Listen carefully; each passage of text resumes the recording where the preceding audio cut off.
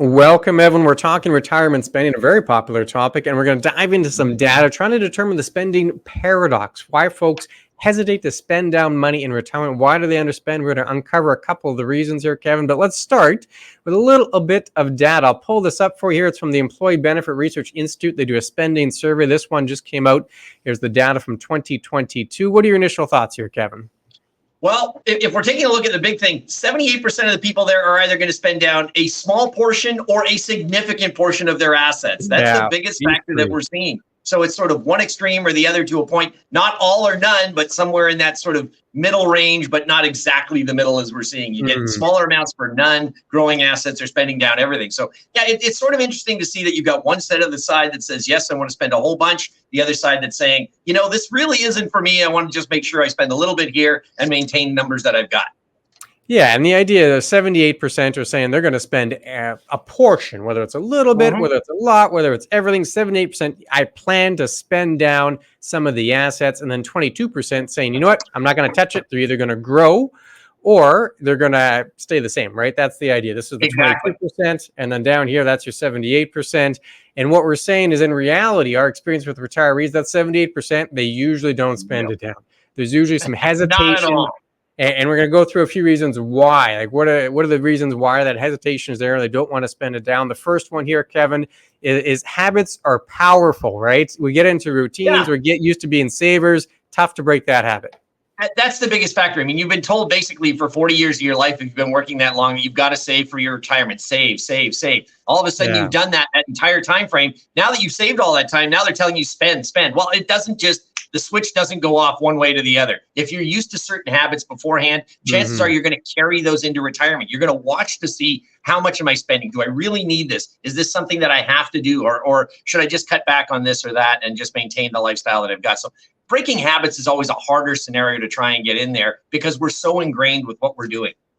Exactly. For decades, you're told to save, you get into that habit, and then you can't just switch in retirement. It's very difficult. Change is hard, and that would be a change, going from a saver to a spender. Very much one of the reasons why we might intend to spend down some of the assets, but then hesitate to do so in retirement. A quick story here, a client of mine, and they're very lovely folks. They're in their 70s, they're retired, and multimillionaires. They sold a business, but for years they had to make sacrifices. They had to make tough decisions for their business to be successful, then they sell it. Lots of funds, and they wanted to add a check to their TFSA here, Kevin, and they post-dated the check for next month because they're only allowed so many checks in a month, and they didn't want to pay that extra little bank fee if the check was done early. That's not a bad thing, but that's just a habit that's tough to break. Even if you're multimillionaire, it's hard to break out of those kind of habits because you've done them for decades. And the idea here, not necessarily a bad thing. If you're enjoying retirement, you like your routine, you're happy, well, hey, keep doing it. You just spend a little less. That's all.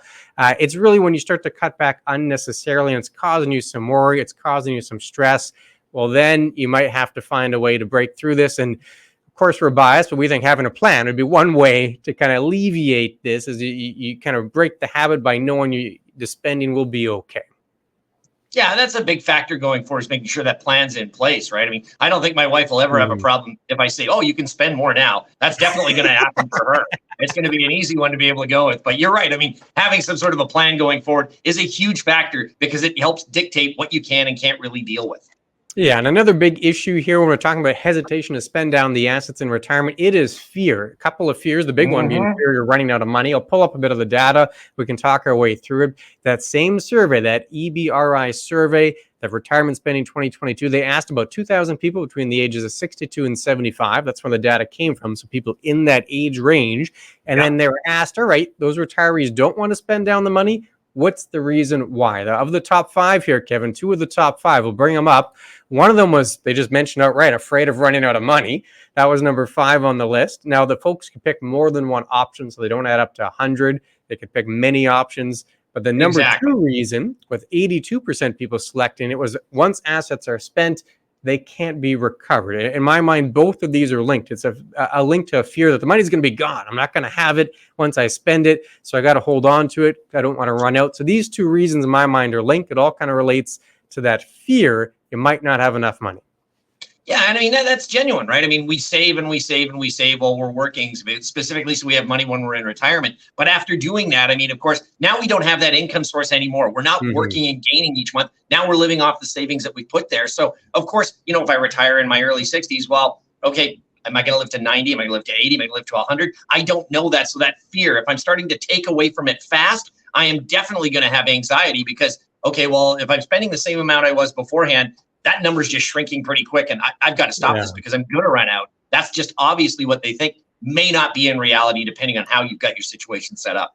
Yeah, and how two tips on how to handle this. The first tip is a plan. If you have a good Mhm. plan, well, it can help alleviate that fear because you can look at the forecast. Say, okay, if I That's spend right. this with a couple of assumptions, you know what, I'll be okay until the age of 94 or 96 or something of that nature. The idea being you can see that long-term forecast and see you will be on track if you maintain that spending. So you can help alleviate the fear. That's one tip. The second one here, Kevin, I'll pull this up. It has to do with the people they're asking. They said 62 to 75. They weren't asking people that were 80 or 85. They're asking folks No. earlier in the retirement phases. Do you want to walk us through the phases of Well, yeah, retirement and how it I mean, relates to that fear? exactly. I mean, basically, you're taking a look at sort of that pre-retirement, early Right retirement here. active Yeah. scenario. That is where you're getting most of this anxiety of running out, right? Maybe you're between 55 and 65 or 70 at that point. This is Yeah. when I still have lots of years left. I mean, I've got decades to be able to make sure that I'm going to be in that retirement scenario. So if I'm spending the way I was beforehand, yeah, that pool's going to drain. I got to make sure I have enough. So I've really got a little bit of that anxiety that's going on for why I may run out. By the time you Mhm. get to that middle or late stage, chances Down are here. you've Yeah. been in retirement 10 to 15 years. You know what's going on. You know what your spending habits are compared to what your actual assets are. And maybe I'm not as worried anymore. Why? Because I know what I can do. I know what I'm spending my money on, and I know that I'm not going to run out of money at that point in time. So lessened fear and anxiety, but it's really that early stage where I think a lot of this goes on. And as you mentioned, 62 to 75 is the survey that they're taking. So you're basically in Yeah. those sort of sections right there. Yeah, and as you go through the phases, we have other videos on this. We'll link to them if you want to see Mhm. specifically on the phases of retirement. But the idea being the fear dissipates as you go through retirement. So it's very much part of the early years of retirement.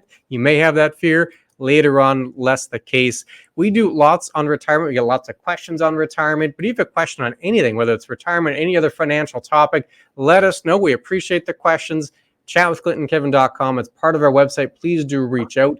It comes right to us and we always get back to you. It's not someone else on the team, not a robot. Kevin and I personally answer those questions. So please reach out. We'd love to hear from you. And we'll get to the last point here, Kevin, of why folks might hesitate to spend down the funds. It has to do with Yeah. what I'm calling psychological comfort. That's my word, but I'll pull up the data from the survey. And this was the number one reason people do not spend down their assets. They hesitate to do it. And it's quite simply, they feel better when the account balances remain high. They like numbers that go up. That's really that simple. It is. I mean, you've been so used to seeing that grow over the entire time frame that you've been around, and everybody loves that number. I mean, I've had clients call in on smaller portions. I mean, if you've had 300 Mhm. grand sitting in an account and all of a sudden the markets go down for a month or two and it's sitting at 290, people get worried. Yes, it's a small portion. Yes, it's probably not going to last there, but they don't like seeing their balances drop. And of course, Yeah. as people build more and more numbers, I mean, if you get a 5% drop on $1 million portfolio, that's a significant number that you see. You see the actual physical number go down and people get worried. Now, it may just be temporary or things along that line, but you're right. I mean, everybody wants to see that account either go up or at least stay the same. When they start seeing the bank account go down, it gives that worry scenario again that, hey, we are not making money here. We're losing money. And how long can I continue to lose money before I'm going to run out of it scenario? So Yeah. high account So balances are huge.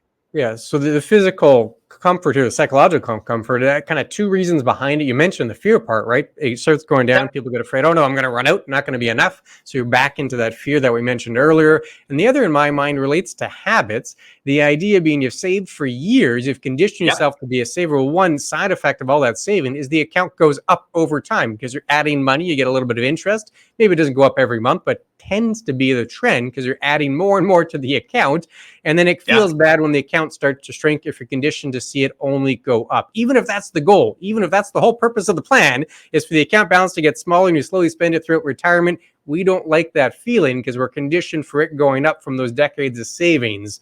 And 90% of the folks in the survey agreed with that. That's what they picked as their number one reason why they don't want to spend down the balance of their portfolios, just because they like it when it's big. They like seeing the Yeah. big numbers, they like seeing the numbers go up. And again, this isn't necessarily a bad thing. No. If you're enjoying your retirement and you're happy and you're spending the amount you want to spend, well, then perfect. You'll just have a little extra in the bank account. Nothing wrong with that. It's really if you start cutting back, right, is when these biases lead to you having more stress and more worry. Well, then you have to make a bit of a change. Would you agree? Yeah, I would. And again, we're talking about the scenario on a person's perception as to how it just not dealing with their estate situation. Okay, if that's already been planned beforehand through your plan or whatever else, we're dealing with just your comfort level of being able to spend money and how I psychologically look at this going forward. So I think you're right. I mean, it's a perception scenario. We've been taught our whole lives to try and get that bigger and bigger and bigger. And now, seeing it go down, even if it's the plan, it's not a comfort fit for anybody. And that's something that we either have to overcome or we have to change things so that we can live with that perception going forward. Yeah, very good point. We're not talking about an estate here. For the goal is not to spend the money to have estate for charity or for the next generation. That's a different story. We're talking about folks that want to spend it down, but simply are having a few barriers. And we talked about a couple of barriers. We have other videos like this, like one's floating on the screen right now, talking about whether or not you can live off of the interest of your portfolio. Very much related. So if you like this one, you're probably going to like that one. Click on the video. We'll see you again very soon.